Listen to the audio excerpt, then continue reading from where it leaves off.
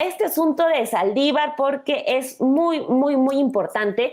Le vamos a pasar, si quiero avisarles, una parte extensa de estas declaraciones que da el presidente de la Suprema Corte de Justicia de la Nación, Arturo Saldívar, porque durante la presentación de su libro que se llama 10 años de derecho, autografía jurisprudencial, pues ahí cuenta, en esta presentación cuenta que fue objeto de presiones durante el gobierno de Felipe Calderón debido al proyecto de resolución que presentó en 2010 por el caso de la guardería ABC de Hermosillo, Sonora, donde ya usted lo sabe, perdieron la vida 49 bebés. En la presentación, Arturo Saldívar precisó que en la actualidad él puede dar fe de una operación de Estado para proteger a la familia de Margarita Zavala. Mencionó que son ellos los que hoy vienen a hablar de Estado de Derecho y autonomía sin ninguna autoridad para decirlo. Además, Saldívar aseveró que también recibió amenazas veladas de compañeros ministros y varias advertencias de distintos tipos. Vamos a ver este discurso, como le decía, es un buen tramo, pero vale toda la pena que lo escuchemos. Vamos a este video y volvemos. Estuve presente en una de las reuniones que yo nunca pensé que iba a estar, en donde se respiraba el mayor dolor que yo he sentido en mi vida de alguien ajeno, y en una reunión donde yo no pensé ni siquiera que pudiera haber un dolor tan grande como el que se estaba percibiendo ahí. Las mamás y los papás de los niños fallecidos y lesionados se fueron presentando uno a uno y una a una, diciéndome su nombre, el nombre de su niña o su niño, y si su niño o su niña estaba lesionado o había fallecido. Las mujeres se sentían culpables por haber trabajado, porque a lo mejor como ellas tenían que trabajar por su culpa, se habían muerto sus bebés. Un papá me narró cómo durante todo un día fue buscando a su niña, Emilia. No la encontraba en ningún lado, hasta que a la 1 de la mañana la encontró en un hospital, la reconoció por su ropita y a la hora que tocaba su piel se rompía y se despegaba. Me contaron los papás y las mamás que el gobierno de Felipe Calderón no había permitido que salieran aviones a Sacramento, donde había un hospital esperándolos para poderlos curar, porque no querían que se hiciera grande el escándalo y se hiciera mayor alaraca con este tema. Me contaron cómo los papás y mamás de niños lesionados, los directivos del Instituto Mexicano del Seguro Social habían alterado sus expedientes médicos para no pagarles lo que le tenían que pagar por sus lesiones y por la situación en que habían quedado. Yo les dije en esa ocasión a los papás y a las mamás del ABC que no quería hablar con sus abogados, que quería verlos a los ojos y que quería escucharlos. Les expliqué cuáles eran los limitados alcances de la facultad que teníamos, pero me comprometí con ellos que yo defendería la Constitución y los derechos de sus niñas y sus niños. Después de terminar esa reunión de más de 3 horas, en la cual todavía hoy no entiendo por qué pude aguantar no llorar, subí a mi ponencia y les dije a mis secretarias y secretarios, ni un paso atrás, yo no voy a llevar en mi conciencia la muerte de 49 niños. Esto es una infamia que yo no voy a convalidar. Y empezamos a hacer el proyecto sin decirle a nadie ni cuándo ni cómo iba a salir. Les dije a mi equipo, tiene que salir antes del 5 de junio, que es la fecha del aniversario de la guardería ABC. Y lo primero que les dije es que teníamos que replantear la facultad para que tuviera sentido. Y recordaba a Fabiana Estrada hace unos días que yo en mi laptop redacté ese capítulo precisamente para redimensionar la función de la Facultad de Investigación. Seguimos trabajando y ya previo a presentar el proyecto, por una cuestión de elemental lealtad institucional y personal, le avisé a quien era el secretario de Gobernación que iba a presentar el proyecto. Me fue a ver a mi oficina y estuvimos platicando un buen número de horas. Y según mi entonces secretaria particular, que entraba y salía a servirnos café, el tono de voz iba subiendo cada vez más, hasta que terminamos a gritos. En un momento me dice el secretario: dice el presidente que no te apoyamos para esto. Y le dije: dile al presidente que postuló un ministro, no designó un secretario de Estado, que yo no soy su empleado y no voy a llevar en mi conciencia la muerte de 49 niños. De ahí terminó la plática. Ese día en la noche, era un miércoles, llamé a mi secretaria particular y coordinadora de ponencia, firmé 2 ejemplares del proyecto y les dije que los guardaran bajo llave y que si a las 8:30 de la mañana yo no estaba en la corte, lo sacaran a la prensa y lo bajaran a la Secretaría de Acuerdos. Era tal la tensión que yo no sabía si iba a poder llegar a la corte. Sale el proyecto y varios ministros que me dijeron en cuanto salió el proyecto que me apoyaban, a la mera hora votaron en contra. El primer día el proyecto se recibió muy bien con la prensa, pero a partir del segundo día se dio una operación de Estado impresionante para denostar el proyecto, para denostarme a mí y para decir incluso que el proyecto lo había dicho Ana Laura Magaloni. Y así empezaron pegar y pegar y pegar. Los salones de la Corte, los pasillos de la Corte, estuvieron tomados por el Poder Ejecutivo. Allí estaban los secretarios de Estado, el director del IMSS anterior, el director del IMSS que en ese entonces era director del IMSS. La Corte, que entonces tenía la costumbre de trabajar hasta las 3 de la tarde, eran las 11 de la noche y todos los privados estaban abiertos y paseaban todos los servidores públicos del Poder Ejecutivo Federal. Ahora que se habla tanto de independencia y de que por qué yo voy a desayunar a Palacio y todo eso, los que estuvimos ahí en la Corte podemos dar fe de lo que era ese momento en que el gobierno prácticamente tomó la Corte. Se publica el proyecto en internet como habíamos quedado y recibo durante la semana varias amenazas veladas de compañeros ministros, varias advertencias de diferente tipo y llegamos a la discusión que fueron 3 días, mañana y tarde, mañana y tarde, mañana y tarde. Y bueno, Dani, pues ahí están estas declaraciones que usted va a poder encontrar. Les voy a decir el minuto exacto que se vaya a la Suprema Corte y ahí va a poder ver como la participación, la presentación del libro, y cuando él empieza a hablar de este tema, es ahí como por ahí del minuto 1:30, pero váyase después de Café y Noticias, porque pues nosotros le vamos a seguir dando aquí más información. Y como bien decías, Dani, antes, pues no la primera vez que el ministro Arturo Saldívar hace declaraciones de este tipo.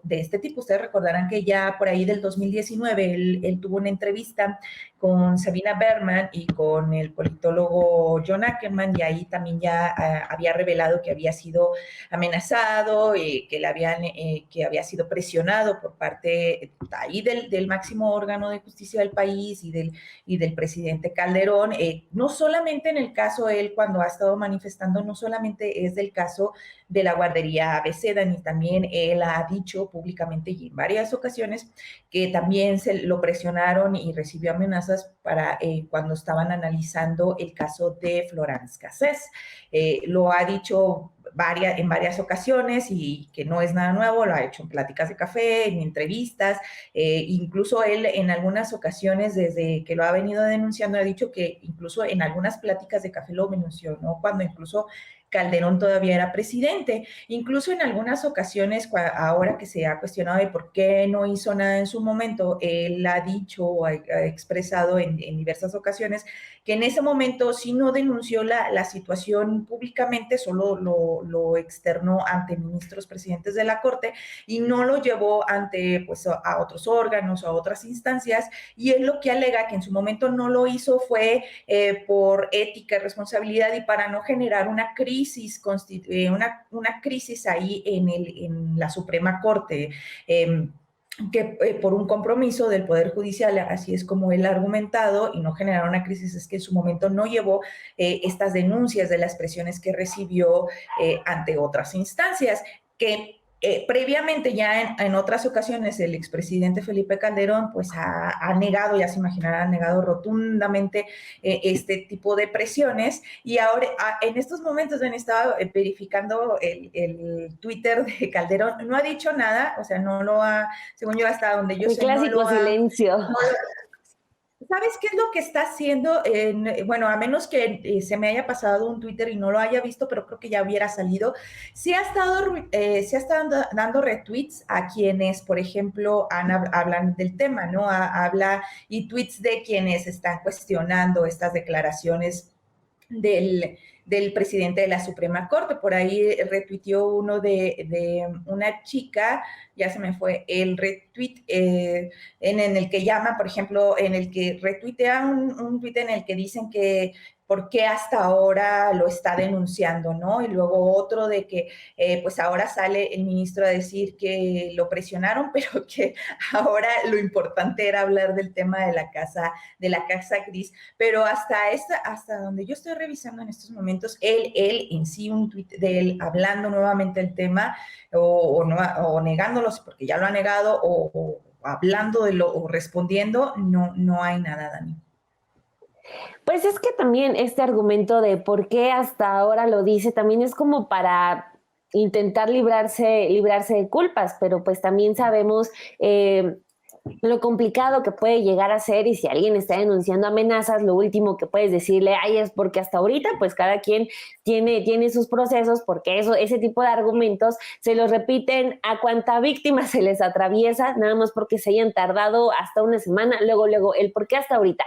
Bueno, en fin, tenemos la información y ahí está, o sea, ya tenemos esas pruebas testimoniales al menos. Es impresionante cómo esta frase que dice Arturo Saldívar, Romina, que le dijeron, dice el presidente que no te apoyamos para esto. O sea, también esto habla de cómo se tejieron las relaciones en el Poder Judicial, de que pues era poner fichas o se esperaba poner este tipo de fichas para obtener solamente un beneficio. O sea, entonces tenemos pruebas por fin, en lugar de decir por qué hasta ahorita, más bien es decir, por fin tenemos pruebas de que ellos controlaban el Poder Judicial, de que lo han controlado por años solamente para beneficiarse. Y todavía esto se vuelve más dramático, se vuelve más nefasto, si lo tengo que decir así, al tratarse del caso ABC, que es tan complicado, que es uno de los peores, yo lo sostengo, en la historia de México, y que todavía en ese caso se hayan puesto a querer defenderse, porque fueron las vidas de 49 bebés y de unas familias que hasta el momento